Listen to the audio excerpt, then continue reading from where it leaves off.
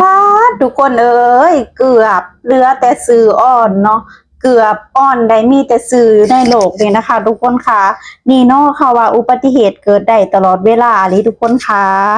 สบายดีสวัสดีค่ะพีพีเอฟซีทุกท่านวันนี้มาพอกับอ่อนเช่นเก่าเช่นเคยแล้วค่ะทุกคนค่ะทุกคนอ่อนนะบอกเลยว่าตั้งแต่อยู่ไทยหรือว่าอยู่ลาวมาบ่เคยลดลมจักเทื่อแล้วก็บ่เคยถือส้นจักเทื่อเนาะนี่ครั้งแรกในชีวิตเลยค่ะทุกคนค่ะเกิดมาเกือบ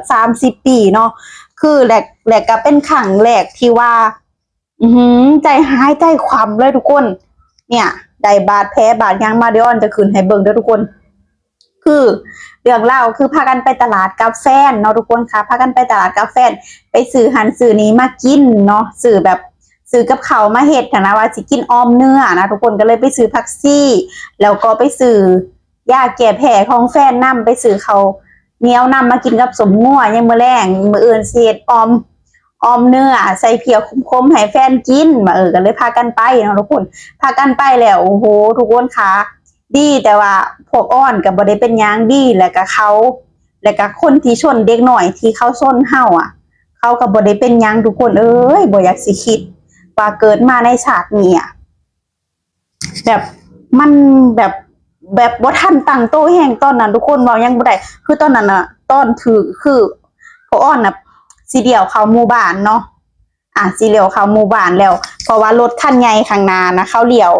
เขาเลี้ยวเขาก็เลยเห็นเขาเลี้ยวเขาก็เลยแบบสิเลี้ยวตามแล้วก็เปิดไฟเลี้ยวนะทุกคนอ้อนก็บ่แน่ใจดอกทุกคนนะแฟนน่ะเปิดตอนใดเพราะว่าแบบบ่ได้เป็นคนขับเนาะแต่แฟนบอกว่าเปิดแต่เฮิงแล้วไฟเลี้ยวหั่นเนาะแล้วแบบว่ามีรถคันเดียวนะที่มาไวแฮงเด็กน้อย2 คนผู้หญิงกับผู้ชายเด็กน้อย2 คนนะมาแฮงเนาะมาไวพร้อม มาไว้พร้อมทุกคนสุดท้ายก็เสียวส้นไปอ่อนดีแต่อ่อนนะบ่ได้นั่งขาบอ่อนนั่งเบียงนะทุกคนนั่งแบบนั่งเบียงอ่ะก็เลยได้แต่หนีกลับเลยก็ได้แบบว่าก้นเนาะก้นกับแบบโอ้โหบอกเลยว่าแบบจังซี่เลยอ่ะเพราะว่ายังเพราะว่าล่มเนาะแต่อ่อนน่ะกระเด็นออกจากรถแต่แฟนน่ะรถทับ แต่ว่าใครแน่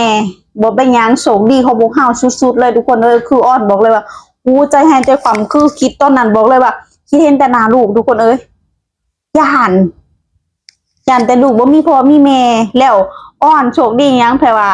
โชคดีที่ว่า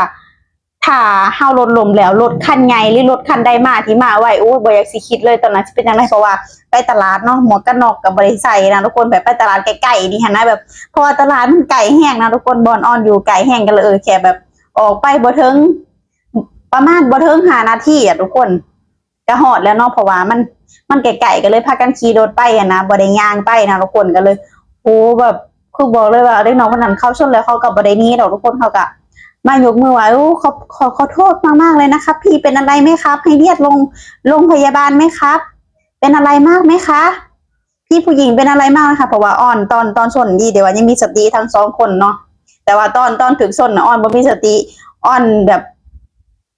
ปุ๊บไปเลยนะทุกคนแบบเห็นแบบว่าเห็นยังบ่ถือกันนะตอนนั้นแต่ว่าพอลูกได้จากตัวเองถึกชนเพราะว่าตัวเองที่ออกมาจากรถเด้เพราะว่านางเบียงนะถือแบบตาดคังแบบกระจกน่ะแตกบ่แมันกระจกแตกกระจกก็คือหักไปเลยเนาะหักอันนึงเนี่ยก็หน้ารถจักหน่อยส่วนท่อรถก็เพราะว่ามันสไลด์กับถนนนะทุกคนก็อ่าจักหน่อยเนาะบ่ได้แห้งถ้ารถเข้ากับบ่ได้เป็นหยังเข้ากับบ่ได้เป็นหยังเขาก็จอดลงมาเบิ่งแล้วก็สิถามก็คุยกันว่าสิเอาเรื่องเอาราวจังไดส่วนพวกอ้อนก็บ่ได้แบบว่า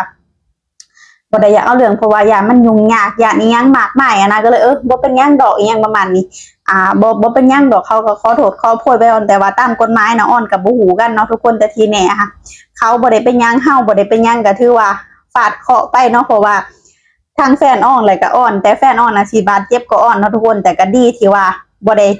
แบบหัวเฮาก็บ่ได้เป็นหยังเพราะว่าบ่ได้ใส่หมวกกันน็อกเลยทุกคนแล้วรถข้างหลังมาเนาะรถข้างหลังมาก็บ่ได้เขาก็หยุดเนาะเขาหยุดแบบหยุดหลายคนแบบว่ามันแบบเป็นแบบว่ามันเป็นซอยเลี้ยวเขาไล่บอนนะเขาเลยบ่ได้แล่นเขาเลยบ่แล่นไว้เนาะรถข้างหลังมาถ้ารถข้างหลังมาแล่นไว้โอ้อ้อมบ่อยากคิดเลยว่า บ่อยากคิดว่าตัวเองสิไปจังใดแล้วก็โตตัวเองสิไปจังใดเนาะอย่างกับแฟนก็อาจจะอย่างแฟนก็คือฮักลบทันพร้อมเนาะทุกคนฮักลบทันกันฮักลบบ่ทันก็คือโอ้บ่อยากคิดเลย2คนอ้อนบอกเลยว่าบ่ฮู้ว่ากะแค้นหรือคาเนาะมีโอกาสฮักแน่นอนหรือมีโอกาสแบบว่ามีแพ้ใหญ่กว่านี้แน่นอนแต่อันนี้คือพากันนิดๆหน่อยนะทุกคนเพราะว่าแฟนอ้อนนะเป็นคนมักออกกำลังกายเพิ่นสิแบบบาดเจ็บบ่อยอยู่แล้วแฟนอ้อนก็มาถามอ้อนแล้วเขาก็มาถามอ้อนเนาะมาพยุแบบเด็กน้อย2คนนะแต่ก็เขาอะแต่ว่าโตนะเขาจะใหญ่แต่ว่าอายุประมาณ18-19นี่แหละทุกคนเบิ่งน้องๆ2คนที่เขาชนนะก็เลยถามว่าสิเอิ้นให้เอิ้นโรงพยาบาลบ่สิให้เอิ้นตำรวจบ่เพราะอ้อนก็บ่อยากแบบว่าคิดเลยว่าถ้าเอิ้นนะมันแบบว่ามันก็สิยุ่งยากหันนี่อีหยังก็เลยบ่เป็นหยังดอกขอโทษน้องๆเขาก็ขอโทษกันไปเนาะยกมือไหว้อีหยังเฮาก็บ่ได้เรื่องราวอีหยังกันเพราะว่าเฮาก็บ่ได้ฮู้เรื่องกฎหมายกฎจราจรอีหยังพวกนี้นะทุกคนเฮาก็แบบตั้งใจแค่ไปตลาดซื่อๆแต่ว่าเทื่อหน้าก็คือสิแบบบ่ค่อยอยากกล้านั่งรถแล้วนะทุกคนบ่ค่อยอยากกล้านั่งรถแล้วก็เทื่อหน้าก็สิระมัดระวังมากกว่านี้ให้มากกว่านี้เลยเพราะว่าถ้าเป็นหยังขึ้นมาเนาะลูกอยู่บ้านไผสิเลี้ยงลูกอยู่บ้านไผสิเบิ่งนะทุกคนค่ะโอ้ยอ่อนแบบใจสั่นอะลิทุกคนเอ้ยเนาะใจสั่นแห้งอะลิใจแบบบ่ได้อยู่ในอันนั้นเลยตอนนั้นน่ะเพราะว่าบ่เคยเกิดมาบ่เคยถือแบบรถเฉี่ยวชนจักเทื่อเนาะแล้วก็บ่เคยแบบนั่งรถแล้วตกรถตกแบบก้นจำม่ำนะข้างขวานี่จนย่างกระเพบมื้อเช้านี้ลงไปเฮ็ดงานแต่แฟนก็ถามเลยว่าสิไปหุ้มหมอบ่อ่อนนะบ่แบบเบิ่งตัวเองแล้วก็บ่ปานใดนั่นแล้วก็เบิ่งแฟนก็บ่ได้มีบาดแผลอีหยังถึงขนาดปานนั้นน่ะน้องก็เลยพากันมาเฮ็ดแผลเองอยู่ห้องเนาะทุกคนพากันเฮ็ดแผลเองอยู่ห้องเนาะล้างน้ำกอกน้ำเกลือไปหั่นแหละทุกคนเอ้ยเนาะออนมาเล่าสู่FC ฟังเนาะแล้วเกือบไปมีแต่ซื้ออ้อนทุกคนเอ้ยเกือบไปเดี๋ยวจะหน่อย FC สิว่าแฮะอ้อนไปไสก็สิว่าอ้อนบาดเจ็บบ่หรือว่าจังได๋เพราะว่าอ้อนน่ะคืออ้อนอย่างนึงเวลาเกิดอุบัติเหตุน่ะรถอีหยังสิพังก็แล้วแต่เนาะขอแค่คนบ่ให้เป็นหยังก็พอสำหรับอ้อนคิดว่าแค่นี้รถมันสิเพสิพังก็เฮาหาซื้อเอาใหม่สิ่งของนอกกายนะแต่คนนี่ถ้ามันเพมันพังแล้วมันซ่อมบ่ได้เนาะอ้อนคิดจังซั่นแฟนว่าอู้รถเป็นหยังอ้อนเอาอย่าฟ้าวห่วงรถเถอะห่วงคนก่อนนั่นแหละอ้อนก็ถามแฟนนั่นแหละแฟนเพิ่นก็เว้าหยอกๆกันแหละทุกคนแต่ที่แน่ๆเพิ่นก็เป็นห่วงอ้อนสุดๆเลยเพราะว่าเพิ่นก็คนนึงเนาะแบบว่าบ่เคยพาอ้อนแบบเป็นแบบนี้หั่นนะแบบเพิ่นแบบขอโทษแบบเพิ่นก็ขอโทษอ้อนนั่นแหละอ้อนก็บ่เป็นหยังดอกมันแบบว่าเฮาก็มีส่วนผิดของเฮาที่เฮาบ่ได้เบิ่งอีหยังคันเฮาแบบบ่ได้ระมัดระวังแบบดีกว่านี้หั่นนะทุกคนกลับไปปรับปรุงตัวเองประมาณนี้แล้วทุกคนค่ะเพราะว่าถ้าเกิดอีหยังขึ้นมาเนาะลูกคันได้ไผสิเลี้ยงบ่ทุกคนค่ะสิ่งสำคัญก็คือลูกอะไรทุกคนผู้ใดสิเบิ่งผู้ใดสิเลี้ยงเนาะเฮาก็อยากให้ลูกเฮายังมีพ่อยังมีแม่ที่ครบสมบูรณ์เนาะเพราะว่าอนาคตข้างหน้าบ่ฮู้สิเป็นจังไดนะทุกคนค่ะโอเคเนาะค่ะสำหรับคลิปนี้ PPFC มีความคิดเห็นจังไดก็อย่าลืมคอมเมนต์มาเด้อจ้ะทุกคนค่ะคืออ้อนบอกเลยว่าอยู่ในน่ะเนาะทั้งบินมอไซค์ทั้งยังแลนมาใส่เลนมาซอยเนาะเป็นอะไรมากไหมให้เรียกลงไป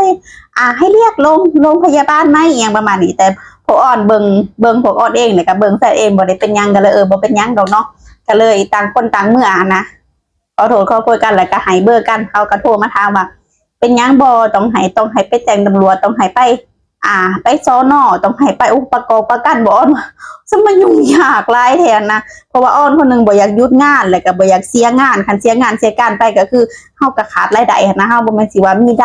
มีรายได้หลายอีหยังขนาดนั้นแล้วก็ร่างกายเฮาก็บ่ได้เจ็บหนักปานนั้นเนาะก็เลยต่างคนต่างไปหั่นแหละกระจกอันหนึ่งก็เดี๋ยวก็ซื้อใหม่ก็ได้อีกยังประมาณนี้แหละทุกคนค่ะโอเคค่ะเนาะคลิปนี้ออนมาเราสู่ PPFC ฟังเนาะว่าเกือบ10บ่ไ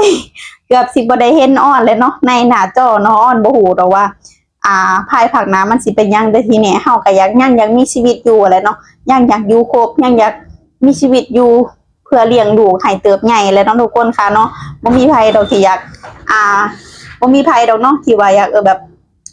ไปไหวอีหยังหรืออีหยังก็แล้วแต่เนาะทุกคนบ่อยากเว้าเนาะมันเป็นสิ่งที่บ่ดีนะโอเคเนาะค่ะคลิปนี้ออนเองก็ต้องขอตัวลาไปเป็นเท่านี้เด้อจ้ะ ก็ขอบคุณ BPFC ทุกท่านที่รับชมรับฟังและเป็นกำลังใจให้จ้าพบกันใหม่ EP หน้าค่ะสวัสดีค่ะ